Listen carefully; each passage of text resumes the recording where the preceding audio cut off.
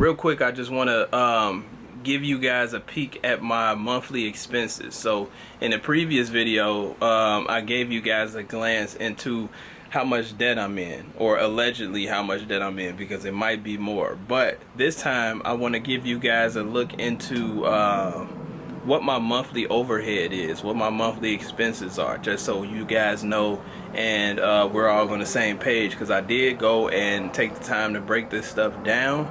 So now I'm going to break it down to you guys, right? So let me turn this around real quick.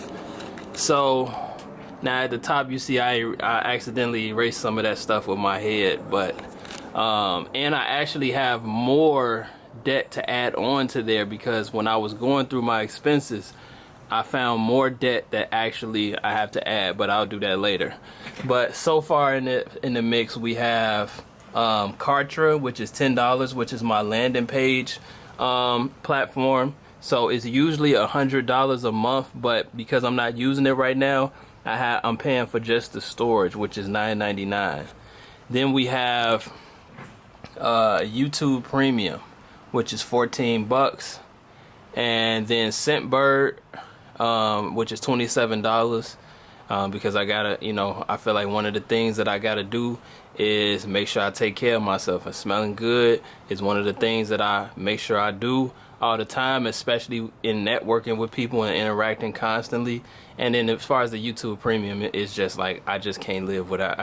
You know what I'm saying? At this point, I can't live without it. Like the ads, the no ad experience is just, it's just unbeatable, unmatched. Then we have Canva. This is how I make all my graphics, thumbnails, things like that. That's $15. We have Squarespace for a website that I'm working on. That's $28 a month.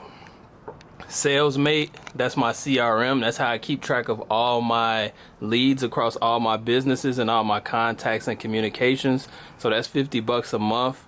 But that is very important. That's like the nucleus, the brain of my entire client ecosystem. So DocuSign is $44 a month. I think it's $48 a month.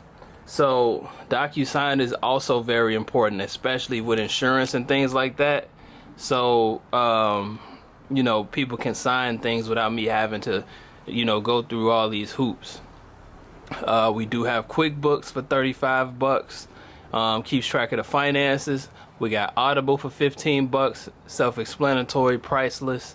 Amazon Prime, $15. You got Verizon, $140, and that's my internet and cell phone, things like that. Bristol West is $100, and that's my car insurance. That's my liability-only car insurance. Now, why am I paying for car insurance and I don't currently have a car? Couldn't I be saving that $100?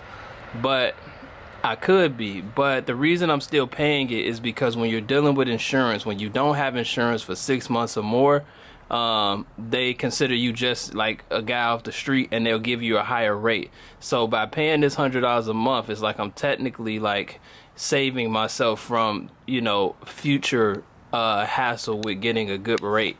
So I'm just going ahead and just keeping that going, even though that is debatable. That is debatable. I could be saving $100. You guys let me know. I got life insurance, $123 a month for 2 life insurance policies that I have. We got the house water bills, about $60 right now. The house internet, which is $108, which is separate from the Verizon internet, because that's at the Airbnbs. The house internet is at the house.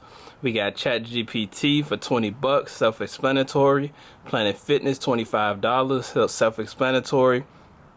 We have a $250 a month loan that also goes towards the house that I'm paying my dad back, because he gave me the original money to close on the house. So I'm indebted to him as well for the down payment of the debt that I now have a mortgage on. So guru type stuff, folks.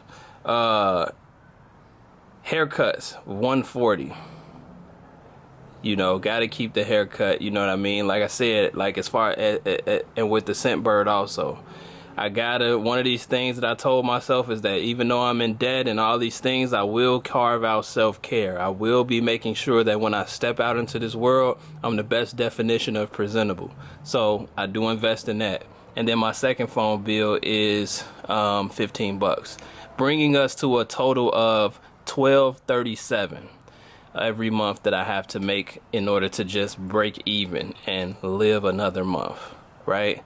And with that being said, I have updated my work schedule to from 20 to 23 hours minimum per week that I gotta work at my job to be able to meet that, because I put all my bills on auto pay at this point. So everything is just coming out as it goes and as it's due. And I gotta work at least 23 hours a week to be able to meet the demand of these expenses. So this is what my part-time job is paying for, all of this.